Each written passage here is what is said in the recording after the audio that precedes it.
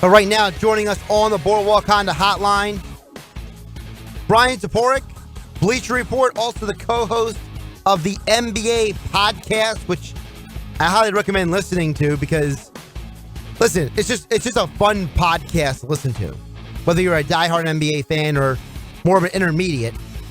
So as Bryan joins us now on the Boardwalk Honda Hotline, Bryan, I got to tell you, my favorite pods you guys have been doing is the redraft because it's really funny listening to you and your co-host more basically like, oh my gosh, what did people see in some of these guys? So those have been my favorite pods you guys have been doing. I honestly wish you could just do a redraft every week at this point.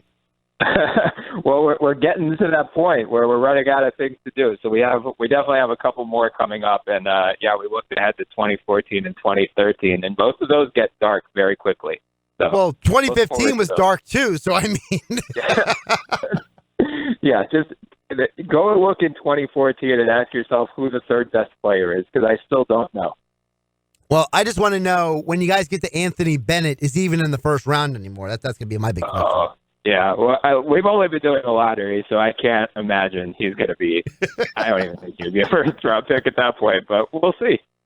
So, Bryan, one of the reasons I wanted to chat with you is because obviously, like you mentioned, the NBA is on hiatus right now, so we're all, trying to, figure out what we're going to do with ourselves while we're waiting. You're all watching classic games, which I feel like every time I watch a classic game, it gives me another reason to basically rip the modern NBA for some reason or another. But, Adam Silver had a meeting with the players yesterday, late last evening, depending on if you're East or West Coast. And one of the biggest things I took away from the reports coming out of that, depending on, if you want to go with Woj's report or Sham's report or all the different people who are reporting out there. But one of the biggest things I took away from it, Bryan, is the fact that Adam Silver seems to not be in a rush to make any rash decisions. And I think that's one of the biggest things that stood out to me, at least, and that is, this is the commissioner who's saying, look, we're going to take this one step at a time, and we're not trying to rush into anything. And I think that's a good sign. Yeah, 100%. And I think he's basically recognizing, like, we couldn't predict 2 months ago or even 2 weeks ago where we are now. So who's to say where we're going to be 2 weeks from now? He has made clear throughout this entire process that the safety of players is going to come first, which I think is great. I mean, that needs to be the benchmark. If it's not safe for players to participate, we can't have basketball. I think it's fair to say. I know these guys are making millions of dollars, but in the end, they're humans, and we can't ask them to jeopardize their safety and their family's safety just for our entertainment. So Silver recognizes that. It seems like the players' union is on board with that, so that's great. I think he's basically saying, like, he did the interview with Ernie Johnson, I think, right when the season shut down. And he basically said, the 1st of May is the earliest I'm going to make a decision, but I might not have an answer by then. And the 1st of May has come and gone, and he still doesn't have an answer. And he's saying, that's okay. We don't have a drop-dead date that we need to say we're canceling the season. If this pushes into June, that's fine, because let's see, like, where we are in a month in terms of, do we have enough tests where the NBA can, responsibly. I think the quoted figure is they're going to need 15,000 tests for the season to resume. Can we accumulate that many tests without taking it away from the public or, healthcare workers who actually need these things? That's a big question. What are you going to do if a player tests positive? He addressed that yesterday on the call and basically said, we're going to isolate a player, we're going to test everyone else to make sure they're negative, and then we're going to continue play. So that was a big question that he answered for me as well, and I think it's one the players were probably all wondering about. Yeah, and I think the one thing that, whether it's somebody, no matter what sport you're a fan of, Bryan, and not to go too far off the basketball path, but I think Silver understands as well as not better than anybody that every state situation is different. And that's a big reason why these bubble cities have even been in the conversation, because let's be realistic. The situation in Los Angeles is completely different than what's going on in Orlando. And what's going on in Orlando is completely different for the Sixers, who they play their games in Philadelphia, but their practice facilities in Camden, but they have their the G League team in Delaware. So, like, everybody's situation is so different. And I think Silver I think he is doing the best job possible at trying to make all things equal because, let's be realistic, at the end of the day, whenever the league resumes, which I always thought from the beginning it was going to be July or August anyway, but, to me, I always felt like that Silver is having to balance a lot of different moving parts because at the end of the day, even when sports do come back, it's not going to be a universal all 48. It's going to be more of a this part of the country versus that part of the country thing. Right. Yeah. And he mentioned the bubble city idea yesterday. And from a health perspective, I think that's always made the most sense. Vegas was the one that got circulated initially. And then our mutual friend, Keith Smith, he was of Yahoo Sports, was the one who first proposed the Walt Disney World idea. And the more you think about it, the Disney idea from a health perspective probably makes the most sense just because it's, Walt Disney World is so isolated from the rest of Florida. You could pretty easily, with the entire park shut down, you could pretty easily have the players, and even if their families want to come, it's more testing, of course, but, test everyone, bring them all in, quarantine them there. It's isolated enough compared to Vegas where I don't know how you prevent players from going out of this quarantine area. But in general, Adam Silver did say, if we do return to play this season, the single-site solution, or maybe we play in 2 sites, that's going to make more sense from the health perspective than having 30 teams in 30 markets flying all over the place. That's just not feasible at this point in time. Bryan, Adam Silver also talked about on the call about the financial impact of all this, about the fact that, obviously, gate attendance is one piece of the financial pie. Part of the reason why they want to come back is because of the billions of dollars that come from TV contracts.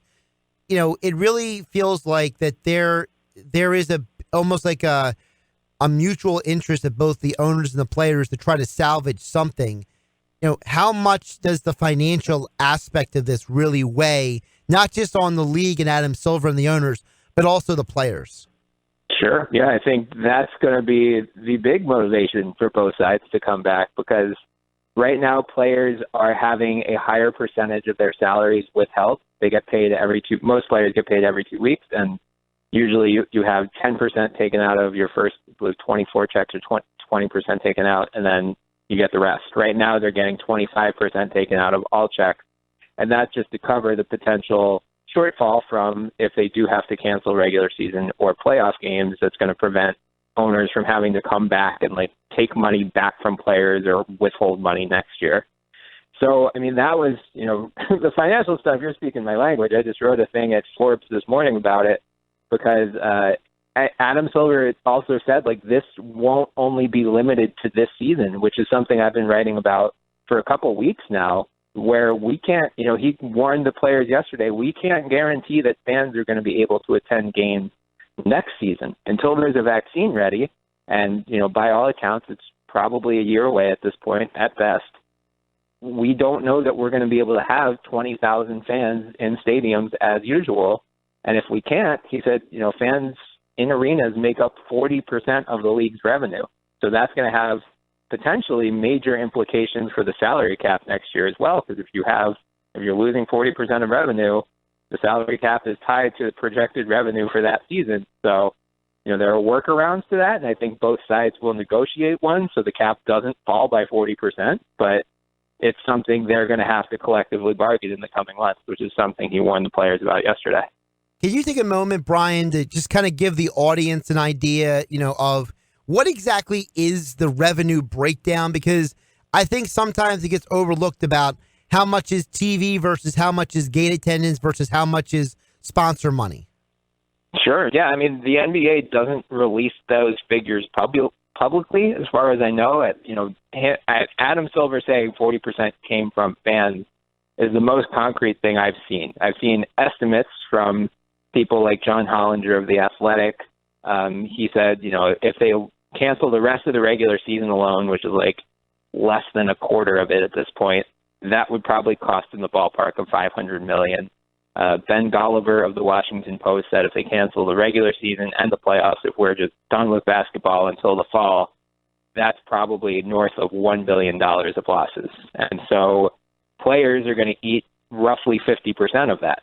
there's a guaranteed split of revenue between the league and teams and players, and it's between 49 and 51%. So players are going to, if the league loses $1 billion, that means players are going to end up losing around $500 million. So again, as you said, I think there's going to be financial motivation from both sides to get this thing, assuming it's safe, of course. I don't think they're going to jeopardize their safety just for money. But if it's safe, I think there is real incentive to figure out a plan that works. And then there's, regional sports contracts are another factor. I think most teams are guaranteeing these, the local TV stations that will play 70 games at least. Well, no team has played 70 games yet. So that's another factor they need to consider when they're trying to resume the season. Do you bring all 30 teams back just to satisfy those local TV deals? Even though, a team like the Warriors has already been eliminated from the playoffs, what's the point in bringing them back except for the financial aspect? So there's a lot of different balls the NBA needs to juggle here in terms of, okay, what's best from a health perspective? And I would argue probably just starting with the postseason right away, or just bringing 16 teams back, letting them play a couple exhibition games to satisfy their respective TV deals, and then jumping right into the playoffs, just because that's half as many tests as you're going to need for 30 teams. But from the financial side, it might make more sense to bring all 30 back. Bryan Toporek joining me here on 97.3 ESPN on the Boardwalk Honda Hotline. Bryan, before I let you go, a little bit more of a happier topic, the Last Dance Jordan documentary. I wanted to get from you, we're basically halfway through the episodes. We got 2 more weeks of this. Has there been a biggest takeaway or something about, maybe you were reminded about, or something that maybe you didn't know as much about, or what was something that has stood out to you in these first few episodes, these first 6, that really has stood out to you the most? Well, I just had no idea the extent to which the Bulls hated Jerry Krause at the time. It's been really enlightening. The episode, I think it was just past Sunday, where they had the dream team, and Michael and Scotty are talking about how they wanted to dominate Tony Kukoc, and I thought it was just because this guy was a European and they drafted him highly and he wasn't available right away. But it's no, this guy said he's going to be the future of the Bulls, or Jerry Krause said he's going to be the future of the Bulls, and Michael and Scotty were like, excuse me, we're here. So, yeah, the extent to which they actively tried to spite their GM at every turn was pretty eye-opening. And, of course, the Jordan documentary continues tomorrow night on ESPN television. Make sure you check out Bryan's article at Forbes Sports about the financials of the deal. Also, you can follow Bryan on Twitter at @BToporek, and make sure you're subscribed to the NBA podcast, whereas Bryan and his co-host Morton, they do a great job. Again, I love the redrafting of the drafts because to me, Bryan only emphasizes the fact of, let's be realistic. How many picks do people really get wrong? People act like guys who are in the lottery are always a guarantee, and it feels like this is becoming less and less of a guarantee than we realized. Oh, yeah. I think in the 2015 redraft that we just did, 4 of the 14 picks that were in the redraft lottery were second-round picks, and most of the top 10 either fell out of the top 10 or did the lottery entirely. So, yeah, it's a crapshoot, and it's why you should not sell second-round picks for cash. I mean, really quick, before I let you go, what does that say about league evaluators, that scouts, GMs, that, is the league really that much of a hit or miss when it comes to evaluating prospects in the NBA? I think it's a confluence of factors. First of all, if you're in the high lottery, that means you're a bad team more often than not. So why are you a bad team? Do you not have a great player development staff? Do you not have the coach or the circumstances around to facilitate success? So I think that's part of it. I wonder if some of these guys went to franchises that just were bad for them, and they would have had different careers had they gone to better teams right away. Had the San Antonio Spurs drafted some of these guys, does their career turn out the same way? But then it's also, it's hard to evaluate motivation and how guys are going to react to getting their first big payday. Sometimes that might just be it for them, or they've, coasted on their athletic gifts throughout the youth years, high school, college. Then they get to the NBA and that athletic advantage isn't enough anymore. So do they have the motivation to continue working and building upon their skills, or do they kind of just rest on their laurels and say, okay, I made it. That's fine. I'm going to carve out a 10-year career, but I'm not going to be anything special. So I think it really is a mix of factors, but it is wild to go back and look at just how many picks, could have gone differently. When we get to 2013, like Giannis Antetokounmpo was 15th overall. It was absolutely wild. Bryan, really appreciate your time today, and continue to take care of yourself and your family. Best wishes.